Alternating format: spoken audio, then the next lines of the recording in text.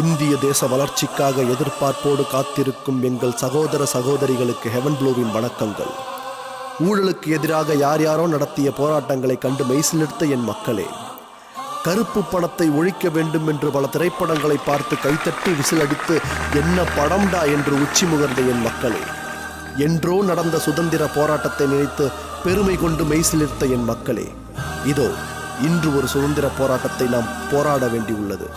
ஆம், கருப்பு பணம், த பிளாக் மணி. இன்று இந்த நாட்டில் நிலவும் வறுமைக்கு இந்த கொடிய எதிரியே காரணம் என்பதை நீங்களும் அறிவீர்கள்.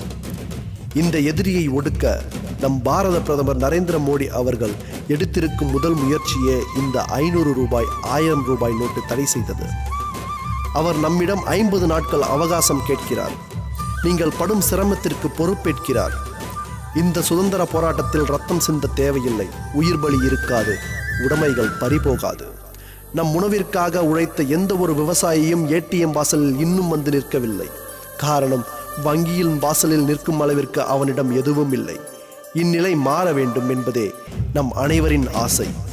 யுத்தகலத்தில் போராடும் நம் இந்திய போர் வீரர்களை ஒரு முறை நினைத்து பாருங்கள்.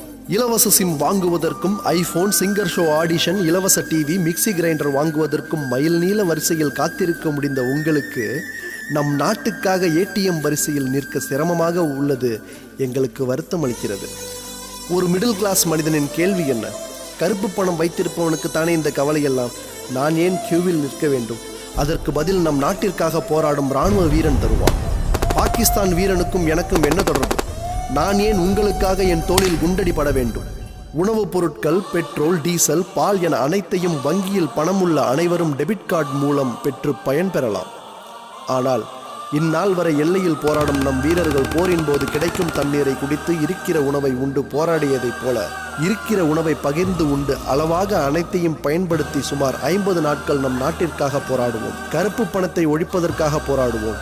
கருப்பு பண முதலைகளின் பேச்சை கேட்டு உங்கள் வங்கி கணக்குகளில் அவர்களது பாவ பணத்தை சேர்க்காதீர்கள். அது நம் தாய்நாட்டிற்கு நீங்கள் இழைக்கும் பச்சை துரோகம். 2017 ஜனவரி 1 முதல் விடியும் நாள். நாட்டில் அனைவரும் சமநிலை உண்டாக வேண்டும்.